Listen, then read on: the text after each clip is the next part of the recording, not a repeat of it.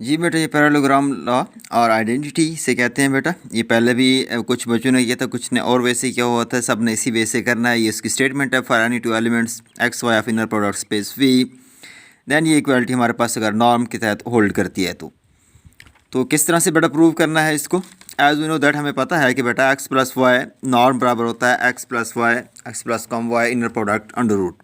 अगर हम स्क्वायर लेंगे तो अंडर रूट हट जाएगा बेटा। इसको हमने ओपन किया तो अब हमें ये हाँ चीज़ एक बात समझने वाली है कि हमें पता है बेटा कि एक्स वाई का जो हमारे पास कॉन्जुगेट होता है वो बराबर होता है वाई एक्स के।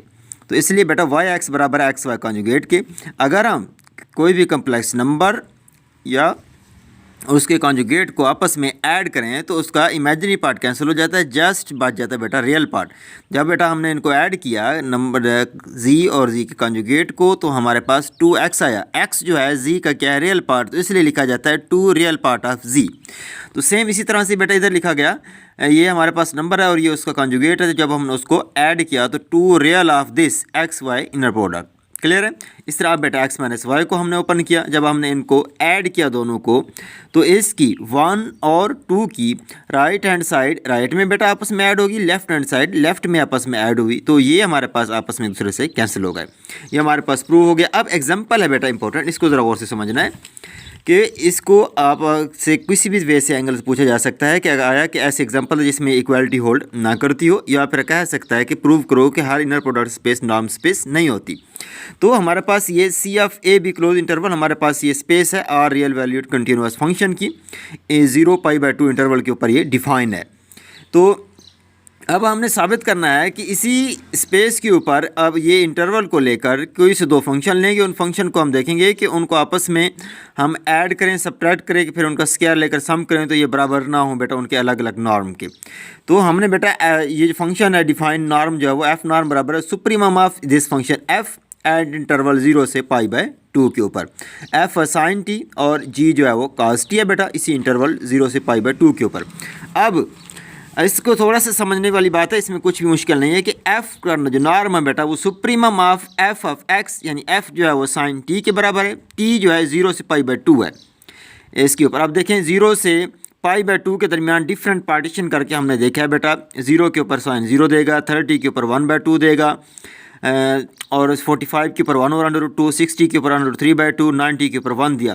तो सुप्रीमम का मतलब जो सबसे बड़ी वैल्यू है इस मुकम्मल सेट में से तो वो सुप्रीमम कहलाएगा। ये 1 आ गया बेटा, तो एफ नॉर्म बराबर आ गया बेटा सुप्रीमम ऑफ दिस बेटा सेट, वो 1 है तो ये 1 आ गया। और इस तरह G is equal to cos T है बेटा।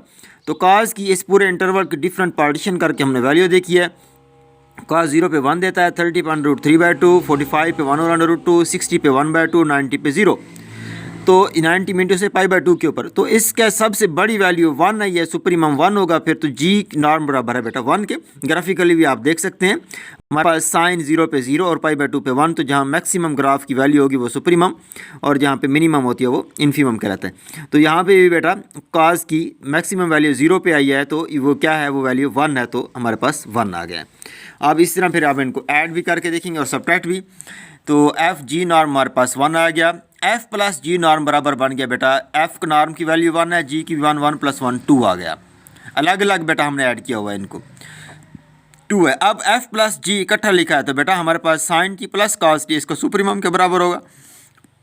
अब हमने इनको इकट्ठा लिखा, पहले 0 के ऊपर साइन 0 0 काज 1, 30 के ऊपर ये वैल्यू साइन की अलग है, काज की अलग बेटा, 45 पे हमारे पास ये आती है 1/√2 + 1/√2।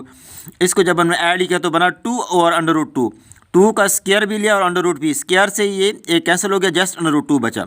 60 पे बेटा ये वैल्यू आ गई, 90 पे 1 और 0 आ गया। तो इनमें से जो मैक्सिमम वैल्यू है बेटा वो √2 है, आप चेक भी कर सकते हो, √2 होगी इसमें। और जब हमने इनको माइनस किया तो बेटा दरमियान में साइन माइनस का आ गया। तो अब जब हमने माइनस किया बेटा तो साइन 0 के ऊपर 0, काज हमारे पास 1 आ गया, ये माइनस अलामत फार्मूले की। इसी तरह फिर ये 1/2 3/2 दरमियान में माइनस, ये आपस में कैंसिल होकर 0 बनेगा, 3/2 और -1/2, फिर ये काज साइन 91 काज 0, ये 1 आ गया। तो अब मैक्सिमम वैल्यू इस पूरे सेट के अंदर 1 है तो यही आ गया, यानी एफ माइनस जी नॉर्म हमारे पास 1 आ गया, एफ प्लस जी नॉर्म हमारे पास √2 आ गया।